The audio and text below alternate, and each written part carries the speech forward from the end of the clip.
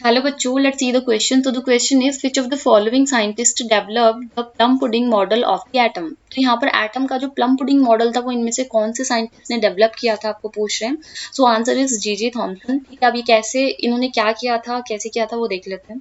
और देखिए था क्या, जे थॉमसन ने जब ये अपना अजम्पशन दिया, प्लम पुडिंग मॉडल वाला एटॉमिक मॉडल दिया, इससे पहले क्या था, ये तो पता चल चुका था एक्सपेरिमेंट के थ्रू कि हमारा जो एटम होता है, एटम क्या होता है, न्यूट्रल होता है, ये पता चल चुका था। ठीक है, और हम ये इसका मतलब क्या है कि एटम में आपका पॉजिटिवली और नेगेटिवली चार्ज जो भी चीजें हैं वो इक्वल हैं।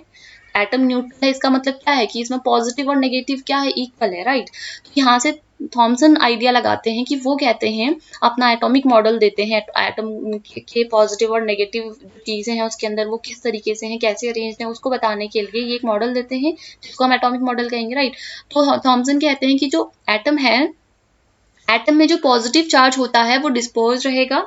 ठीक है, मतलब पॉजिटिव चार्ज उसमें प्रेजेंट रहेगा। एक ऐसा मान लो कि पॉजिटिव चार्ज का सी है एटम के अंदर, सॉरी, एटम क्या है, पॉजिटिव एटम का जो पॉजिटिव चार्ज है वो सी है, और उसमें क्या है, जो नेगेटिव चार्ज है वो सी में क्या कर रहे हैं, स्विम कर रहे हैं, इस तरह से आप ऐसे समझ लीजिए, बोला इन्होंने एटम को। ठीक है, या आप ऐसे समझ सकते हैं कि एटम क्या है, इस तरीके से इवनली डिस्ट्रीब्यूटेड है पॉजिटिव चार्ज उसमें, और जो नेगेटिव चार्ज है वो क्या है, इस तरीके से एम्बेडेड है। ठीक है, ये उन्होंने बोला था कि इस तरीके से रहता है।